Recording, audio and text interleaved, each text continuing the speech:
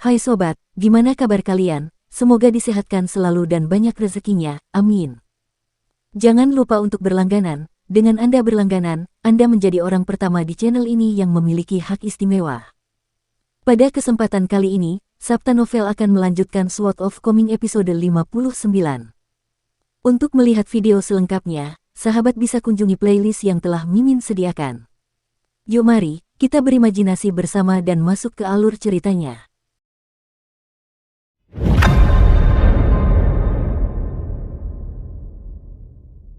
Di kediaman keluarga Ma di Apricot Blossom Alley, dewa berbaju zirah emas itu kembali ke pelataran setelah mencari di seluruh kota. Namun anehnya, tidak ada seorang pun yang memperhatikannya saat ia berjalan melalui jalan-jalan dan gang-gang. Ma Kuksuan berjongkok di luar pintu, dan setelah melihat dewa itu kembali, ekspresi penuh harap terpancar di wajahnya. "Bagaimana?" tanya kultivator militer dari Gunung Bela Diri Sejati. Dewa itu tampak sangat berwibawa dan perkasa dalam baju zirahnya, dan Ma Kuksuan tidak dapat mendengar apa yang dikatakannya meskipun dia hanya bisa melihatnya menggerakkan mulutnya. Dia dengan panik menatap pendekar pedang itu, yang mendesah dan memberitahunya. Dia berkata bahwa nenekmu melakukan terlalu banyak dosa ketika dia masih hidup, dan ini mengakibatkan jiwa dan rohnya menjadi rapuh seperti tubuhnya. Jadi, jiwa nenekmu membusuk ketika dia meninggal. Kota kecil ini juga berbeda dari dunia luar, dan memiliki ketahanan bawaan terhadap hantu dan makhluk lain dari elemen yin. Karena semua alasan ini, dia tidak dapat menemukan sisa jiwa nenekmu. Wajah Ma Kuksuan berubah marah, dia menatap dewa itu dan berteriak, "Aku tidak peduli metode apa yang kau gunakan. Cepat dan temukan jiwa nenekku untukku." Ekspresi sang seniman bela diri berubah drastis. Dia takut Ma Kuksuan akan menyinggung dewa sejati yang bermarga yin, dan dia baru saja akan berbicara untuk menghentikan bocah lelaki itu.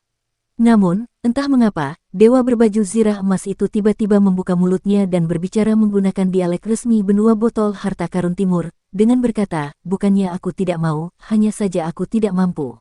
Setelah mengatakan ini, dewa agung yang diselimuti cahaya keemasan itu menoleh untuk melihat pendekar pedang dari Gunung Bela Diri Sejati. Pendekar pedang itu menarik napas dalam-dalam sebelum berpura-pura mempersembahkan dupa dan membungkuk 3 kali kepada dewa itu. Setiap kali dia membungkuk, seberkas aura keemasan samar setebal benang akan melayang keluar dari titik akupuntur pelet lumpurnya dan dihirup oleh dewa berbaju zirah emas itu. Setelah menyelesaikan ritual ini, sang dewa melompat dan berubah menjadi kolom cahaya menyilaukan yang melesat ke kejauhan. Wajah pendekar pedang itu pucat pasi, dan dia segera menarik kursi dan duduk, sambil menghembuskan napas perlahan. Inilah alasan sebenarnya di balik pepatah umum, mengundang dewa itu mudah, tetapi meninggalkan dewa itu sulit. Ma Kuksuan memasang ekspresi dingin saat ia mengalihkan pandangannya. Ia berbalik dan berjalan masuk ke dalam rumah, duduk di samping mayat neneknya yang sedingin es. Ia mengulurkan tangan dan meraih tangan neneknya yang kering dan keriput, dan ia menatap tajam ke wajahnya, terdiam cukup lama. Pendekar pedang itu melepaskan jimat harimau dari pinggangnya, dan jelas bahwa kilaunya telah menjadi sedikit lebih redup dibandingkan sebelumnya. Dia perlahan-lahan meletakkan jimat itu di lengan bajunya. Setelah beristirahat sejenak, pria itu berdiri kembali. Namun, dia tidak berjalan ke arah Ma Kuksuan, dan malah berjalan menghampirinya untuk duduk di depan pintu. Dengan punggung menghadap anak laki-laki itu, dia perlahan menjelaskan, "Nenekmu kemungkinan besar sedang berdiri di depan pintu ketika dia ditampar oleh seseorang. Kekuatan tamparan itu sangat besar, dan ini menyebabkan dia terpental ke dalam rumah dan jatuh ke tanah, yang mengakibatkan kematiannya. Kau mungkin tidak ingin mendengar apa yang akan kukatakan, tetapi setidaknya kau berhak mengetahui kebenarannya.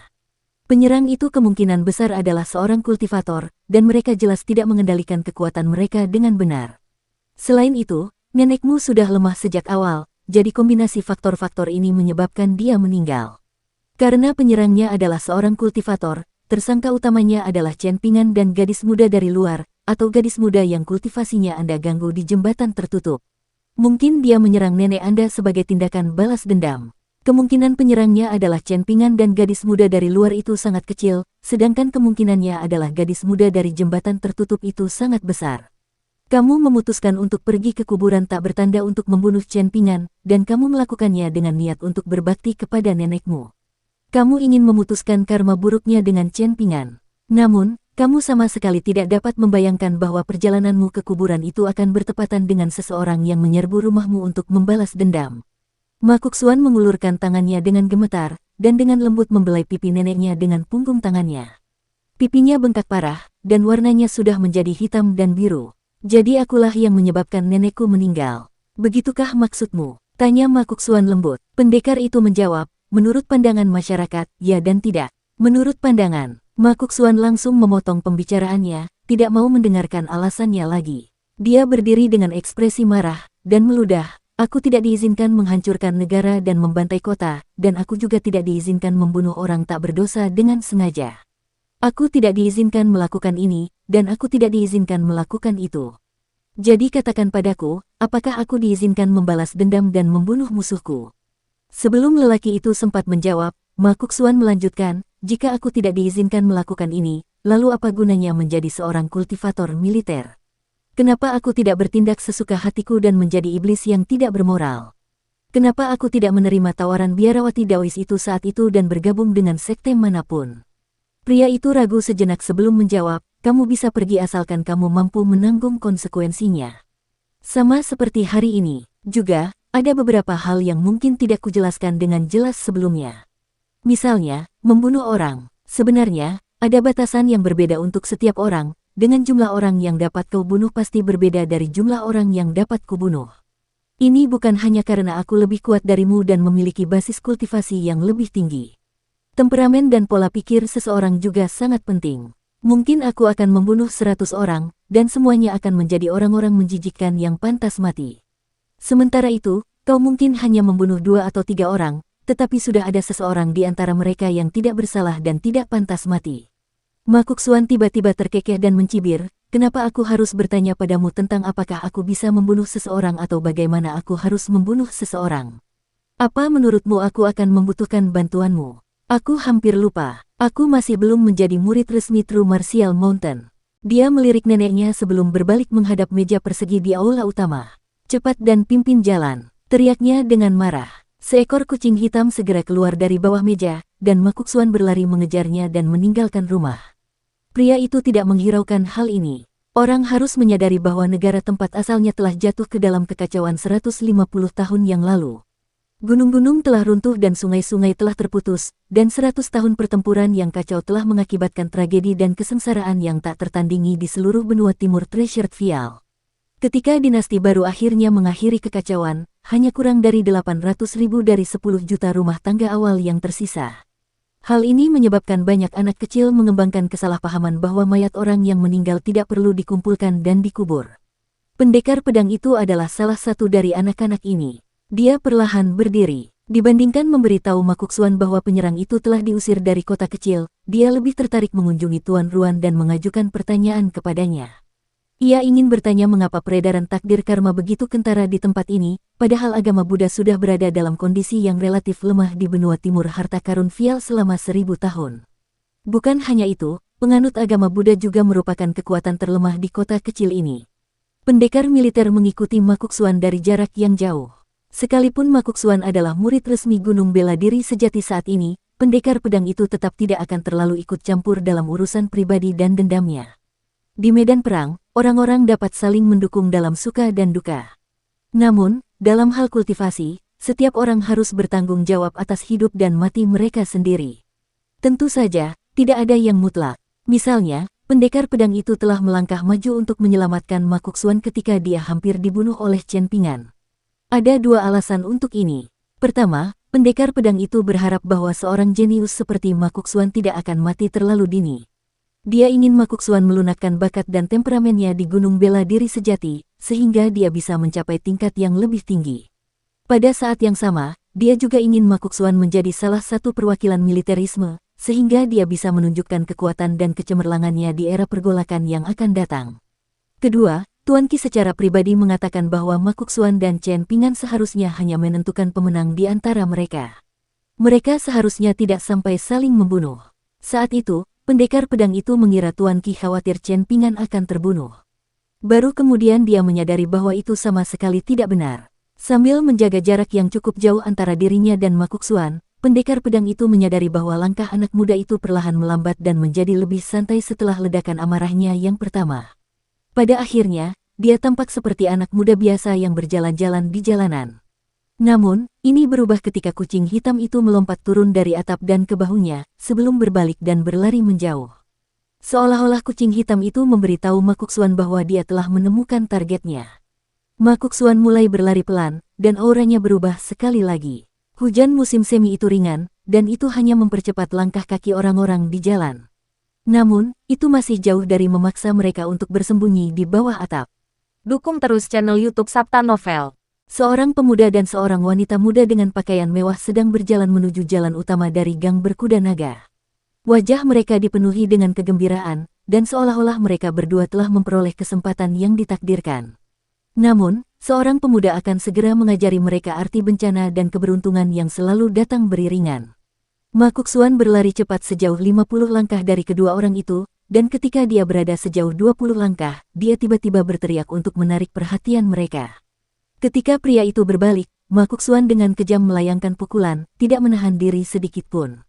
Itu adalah pukulan yang ditujukan ke kepalanya. Pemuda itu terlempar ke belakang ke jalan, dan ia terbanting ke tanah dengan bunyi keras. Tubuhnya sedikit kejang, dan ia tidak menunjukkan tanda-tanda akan bangkit kembali. Makuksuan mendarat dengan kedua kakinya setelah melancarkan pukulan ini, dan secara kebetulan dia berdiri tepat di sebelah wanita muda itu. Dengan gerakan memutar tubuhnya, dia langsung mengayunkan lengannya ke leher wanita itu dengan lengan kirinya. Dengan suara, bam, kultivator muda yang tingginya setengah kepala lebih tinggi darinya itu terbanting ke tanah. Kepala wanita itu terbentur tanah berlumpur. Makuksuan mengangkat satu kaki dan menginjak dahi wanita itu. Dia membungkuk dan menunduk, menatap wajah wanita itu yang kebingungan sambil berkata menggunakan dialek resmi, "Aku tahu penyerangnya bukan lagi orang kota kecil. Namun, ini tidak masalah. Aku bisa menyelidikinya sendiri." Mata wanita muda yang cantik itu merah padam, dan jejak darah juga merembes keluar dari hidung dan telinganya. Ada keterkejutan dan ketakutan di wajahnya saat dia menatap anak laki-laki muda yang sangat kecoklatan itu. Wajah Makuksuan dipenuhi dengan kejahatan saat dia melanjutkan, "Aku, Makuksuan, telah merusak kondisi mentalmu selama kultivasimu, jadi kamu tentu memiliki hak untuk membalas dendam di masa depan. Bahkan jika kamu membacokku sampai mati, aku akan menerima nasibku dan aku tidak akan menyalahkanmu sama sekali. Bahkan, jika kamu gagal membunuhku, aku mungkin masih akan memaafkanmu jika suasana hatiku sedang baik, dan aku akan bersedia bermain-main denganmu beberapa kali lagi. Di mataku, seperti inilah seharusnya dunia ini bebas dari beban." Wanita muda itu mungkin adalah seorang jenius di sektenya, jadi kapan dia pernah menghadapi situasi seperti ini sebelumnya? Dia menangis ketakutan, dan kemungkinan besar dia bahkan tidak akan bisa mengingat kata-kata Makuksuan. Dia hanya memohon, "Lepaskan aku. Kumohon, lepaskan aku. Nenekmu tidak terbunuh olehku, dan aku sama sekali tidak menyadari masalah ini." Makuksuan meletakkan beban lebih berat pada kakinya, menyebabkan kepala wanita muda itu perlahan tenggelam ke tanah berlumpur. "Tahukah kalian apa yang paling kubenci dari kalian? Kalian masih bisa bersikap acuh tak acuh setelah melakukan dosa. Kalian sama sekali tidak merasa bersalah atau menyesal, tidak sedikit pun." Ada nada terisak dalam suaranya, dan ada pandangan kebencian yang lebih intens di matanya. Wanita muda itu mengulurkan tangannya dengan susah payah, meraih pergelangan kaki Makuksuan sambil memohon, "Tolong lepaskan aku. Kakekku adalah komandan kavaleri pasang surut, dan aku adalah cucunya yang paling disayanginya. Aku bisa memberimu kompensasi. Aku bisa memberimu apapun yang kau inginkan." Ada pandangan kasihan dan memohon di matanya. Makuksuan tersenyum palsu sambil merenung, "Oh, sungguh kebetulan. Aku cucu Malanhua, nenekku." Tiba-tiba dia mengangkat kakinya sedikit sebelum meletakkannya kembali dan menggosokkannya ke wajah wanita muda yang cantik dan lembut itu. "Si Tide Cavalry, ya. Tunggu saja, aku pasti akan bermain-main denganmu di masa mendatang." Makuksuan melangkahkan kakinya dan melihat ke kiri dan kanan. Di sebelah kiri adalah pendekar pedang dari Gunung Bela Diri Sejati, dan dia berdiri di sana dengan pedang terikat di punggungnya. Di sebelah kanannya adalah seorang pemuda yang anggun, dan dia memegang payung kertas minyak di tangannya saat dia berdiri di samping pria yang pingsan dan menyedihkan itu dan menatap Makuksuan. Naluri Makuksuan mengatakan kepadanya bahwa pemuda dengan payung itu sebenarnya sedang menunggunya untuk membunuh wanita muda itu. Makuksuan tiba-tiba berjongkok. Wanita muda itu berusaha melarikan diri, tetapi lehernya langsung ditahan oleh pemuda yang basah kuyup itu. Baru setelah dia berhenti bergerak, pemuda itu melepaskannya. Dia menamparkan wajahnya dengan lembut berulang kali sambil tersenyum dan berkata, "Ingat ini, oke? Namaku Makuksuan, dan aku pasti akan mencarimu lagi di masa depan. Dan juga orang yang sudah tidak ada di kota kecil itu lagi. Kau pasti harus berterima kasih padanya dengan baik. Kalau tidak, hubungan kita tidak akan begitu baik. Pada akhirnya, Makuksuan meludahi wajah wanita muda itu. Dia berdiri dan berjalan ke arah pendekar pedang dari Gunung Bela Diri Sejati, bertanya dengan suara rendah, siapa orang itu? Calon guru Gunung Akademi Lakeview, salah satu dari 72 Akademi Konfusianisme, jawab pendekar pedang itu dengan tenang. Namanya Cui Minghuang, dan garis keturunannya sangat menonjol. Dia juga datang ke sini untuk mengambil harta karun penaklukan, dan dia orang yang sangat cerdik dan penuh perhitungan. Kamu harus waspada padanya di masa depan. Kalau aku tidak salah, dia sudah mengincarmu. Makuksuan mengerutkan kening dan berkata, perasaan yang dia berikan sangat berbeda dengan perasaan yang diberikan Tuan Qi. Pendekar pedang itu tidak dapat menahan tawa. Menurutmu, berapa banyak sarjana yang bisa seperti Tuan Qi dan berpegang teguh pada jati diri mereka yang sebenarnya? Dia ragu sejenak sebelum menjelaskan, semua orang di dunia luar menyebarkan rumor bahwa basis kultivasi Tuan Qi telah menurun dan kondisi mentalnya telah runtuh setelah reputasi gurunya rusak. Karena itu, dia setuju untuk dibuang ke dunia kecil ini. Meskipun dia harus menanggung erosi terus-menerus dari kekuatan langit dan bumi, dia masih bisa bertindak sesuka hatinya. Namun, menurutku, ini belum tentu terjadi. Makuksuan tidak tertarik dengan masalah ini, dan dia berbalik untuk melihat pemuda yang anggun itu. Masih memegang payung kertas minyak, dia berjongkok di samping gadis muda itu, dan kemungkinan besar dia mengucapkan kata-kata lembut untuk menghiburnya. Makuksuan mengalihkan pandangannya dan berjalan berdampingan dengan pendekar pedang itu. Langkah kakinya terasa berat saat ia kembali ke Apricot Blossom Alley. Luka-lukamu cukup serius, jadi berhati-hatilah agar tidak meninggalkan masalah tersembunyi. Jika tidak, kultivasimu di masa depan juga akan terpengaruh, pendekar pedang itu memperingatkan. Saat Makuksuan menyeka air hujan dari wajahnya, dia tiba-tiba bertanya, seperti apa kota kecil kita di mata orang luar itu? Seperti sungai kecil di luar kota kecil yang dipenuhi berbagai jenis ikan kecil dan ikan besar, jawab pendekar pedang itu. Ada air setinggi lutut, tetapi ada juga kolam yang dalam dan tak berdasar. Ketika datang ke sini untuk berlatih dan mencari harta karun, apakah ada orang luar yang pernah tenggelam sebelumnya? Tanya Makuksuan. Pendekar pedang itu tersenyum dan menggelengkan kepalanya, lalu menjawab, dulu, hampir tidak pernah. Kebanyakan dari mereka akan mendapatkan harta karun dengan damai, membuat semua orang merasa puas dan senang. Namun, kali ini adalah pengecualian. Di toko obat keluarga Yang, seorang gadis muda dengan watak gagah berani berjalan cepat masuk sambil menggendong seorang anak laki-laki di punggungnya. Dia menatap asisten toko yang sudah setengah baya dan bertanya, apakah tuan yang ada di sini? Merasakan aura luar biasa dari gadis muda itu, asisten toko itu tidak berani menyinggung perasaannya, dan dia berkata sambil mengangguk, ya, dia baru saja selesai memilah obat-obatan di halaman belakang. Kalian berdua mencarinya. Kami kenal dengan Pak Tua Yang, dan kami ingin mendapatkan obat darinya, jawab Ning Yao dengan sungguh-sungguh. Asisten toko itu ragu sejenak sebelum memutuskan untuk membawa mereka ke gedung di halaman belakang. Seorang lelaki tua mengetuk meja dengan pipa rokoknya, dan di sana juga berdiri seorang lelaki yang acak-acakan di sudut ruangan yang jauh. Lelaki yang acak-acakan ini tidak lain adalah Zheng Dafeng, penjaga gerbang timur kota kecil itu. Mungkin ini adalah kasus di mana setiap orang memiliki pemenangnya, dengan Zheng Dafeng bahkan tidak berani bernapas terlalu berat di hadapan Pak Tua Yang. Dia tidak lagi tampak seperti bajingan yang bisa dipukul. Pak Tua yang melambaikan pipa rokoknya, dan Zheng Dafeng bergegas keluar gedung, membawa serta para asisten toko lainnya. Pak Tua yang memandang sosok yang dikenalnya di punggung Ning Yao. Bibir Chen Pingan memutih, seluruh tubuhnya gemetar. Lengannya melingkari leher Ning Yao dengan erat, seakan-akan nyawanya bergantung padanya. Pak Tua Yao berdiri dengan tenang, dengan satu tangan di belakang punggungnya dan satu tangan memegang pipa rokoknya saat dia berjalan ke arah Ning Yao. Dia menatap mata Chen Pingan dan berkata dengan suara serak, sudah berapa kali kukatakan padamu? Semakin murah hidupmu dan semakin sedikit hartamu, semakin kamu harus menghargai hidupmu dan menghargai hartamu. Jadi apa yang kamu lakukan? Setiap kali kamu menghadapi kemunduran kecil, kamu memaksakan diri sampai kamu berada di ambang kematian. Karena kamu sangat suka melakukan ini, mengapa kamu tidak mengikuti ibumu saat itu? Bukankah itu akan menyelamatkanmu dari kesulitan? Pak Tua Yao benar. Saat dia masih hidup, dia selalu suka mengatakan bahwa nasib seseorang dapat dilihat saat mereka baru berusia 3 tahun. Dan kamu adalah orang yang tidak akan hidup lama. Jika begitu, mengajarimu keterampilan terbaik dan seni yang paling mendalam tentu akan sia-sia. Lagi pula, kamu masih akan terkubur 6 kaki di bawah tanah dalam waktu dekat.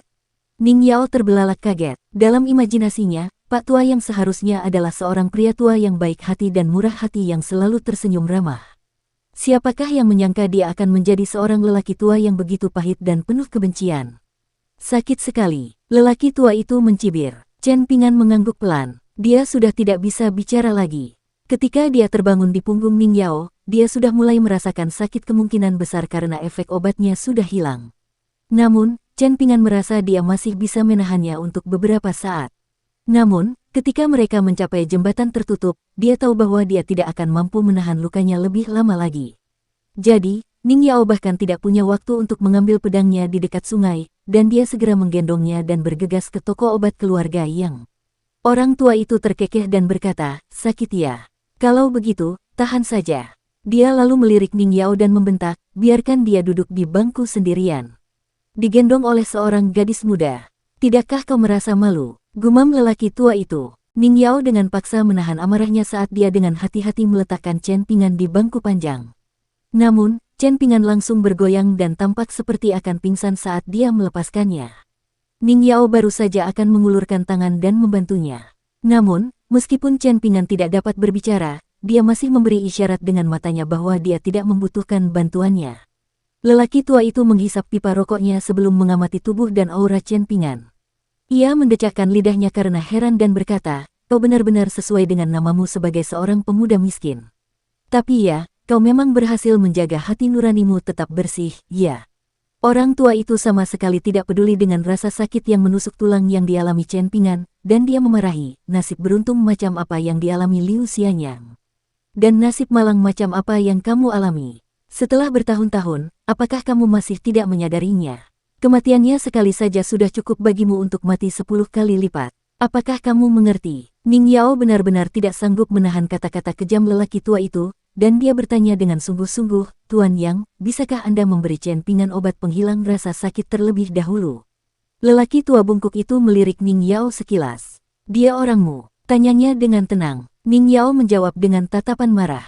Orang tua itu mengabaikannya, dan dia berbalik untuk melihat Chen Pingan. Seakan berada di dunianya sendiri, dia tenggelam dalam pikirannya yang mendalam.